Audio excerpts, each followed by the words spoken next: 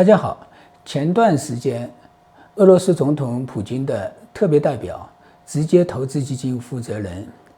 基米尔·特里特列夫提出白令海峡隧道。德米特列夫还特别提议由伊隆·马斯克旗下的隧道建设公司的 Boring Company 来承建这条隧道。他声称，传统造价可能超过650亿美元，但利用该公司的技术，成本可以克制在80亿美元以下。特朗普总统得知后表示，这是一个有趣的想法，而乌克兰总统泽连斯基则明确表示了反对。基米尔·德里特列夫为了讨好两普，提议将白令海峡隧道取名为普京特朗普隧道。这条白令海峡隧道是长约112公里的海底铁路隧道，连接俄罗斯和美国的阿拉斯加。我们今天这一期节目就来聊一下修建这条白令海峡隧道的价值和挑战吧。白令海峡隧道位于亚洲最东端的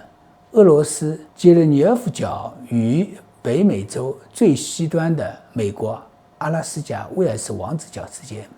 是沟通北冰洋和太平洋的唯一海上通道。它是以丹麦裔俄罗斯探险家维塔斯·柏林的名字命名的。维塔斯·柏林于1728年奉沙王之命穿越此地，并首次记录了这条航道。白令海峡最狭窄处的宽度大概是在35到82公里，平均水深40艾米，最大水深也只有50艾米。其实，在冰河时期，由于海平面下降，白令海峡曾经露出海底，形成著名的白令路桥。这座路桥被认为是早期人类从亚洲迁徙至美洲的主要路径。从工程水文地质气候条件的角度考察白令海峡，人类已经了解到白令海峡位于欧亚板块与北美板块的交界处，所以不像板块边界那样活跃。该区域地震活动性中等，强震的频率不高。海底地层主要是由第四级松散沉积层覆盖，这些沉积层通常较为松软，承载力较低，其下可能埋葬古河道、古活坡沉积。虽然工程地质条件在空间上存在不均匀性，但总体上可以认为是软土地层。白令海峡区域的气候条件极其严酷，以寒冷、多风、多雾为主要特征，属于典型的极地和副极地海洋性气候。每年从10月到次年4月的温度是在-45度到-10度之间，6月到8月的温度是在4度到15度之间，年降水量又为250到500毫米之间。但冬季以降雪为主，夏季也多为雨夹雪或冻雨。多雾是白令海峡最著名的气候特征之一，尤其在夏季，当湿软的空气流过冰冷的洋面时，会形成浓密而持久的平流海雾，每年雾露可以达80天以上。白令海峡以黄蜂闻名，是世界上最风大浪急的海域之一。冬季风暴期间的风速通常超过80公里每小时，也就相当于每秒钟20艾米9级风的这样一个程度，甚至可以达到飓风级别。海冰的结冰期从10月下旬开始，一直到次年6月才能完全消融。在这样一个工程水文气象条件下，再加上海峡中间还有相距仅4公里的迪米的群岛，很显然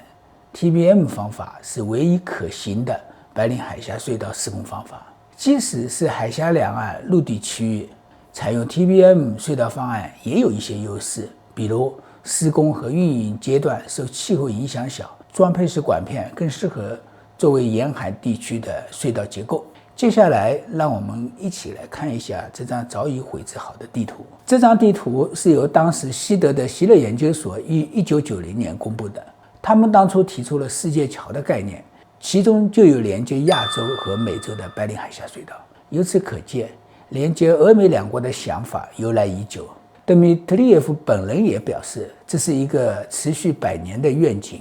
地理上的捷径让这个构想跨越了1个多世纪。1990年以前，普京在西德从事情报工作，所以他可能早就耳闻此事。下面我们分别从政治、经济和技术3个维度来分析一下这个项目的可行性。从政治上讲，俄罗斯和美国是缺乏政治互信的。像这样巨大的工程，前期研究至少也要10多年，而这10多年里，两个国家的政治领袖都会是不同的人，很难想象将来俄罗斯和美国会再次出现像普京和特朗普那样惺惺相惜的一对。从宏观经济上讲，白令海峡两侧都是能源丰富、人口稀少、经济乏力的地区，互补性极差。从技术经济上讲，虽然白令海峡的水深、宽度和土质条件并不是隧道人的挑战，但由于地处气候极为严酷的区域，再加上海峡两侧邻近区域并无现成的交通设施，修建海峡两侧邻近区域的通道成本和难度将远大于修建白令海峡隧道本身。总而言之，修建白令海峡隧道即使不能说永远不可能，但也是距离实现还有非常遥远时光的梦想。好了，今天我们就聊到这里，请大家下周末继续关注白云说事一系列节目，让我们下次再见。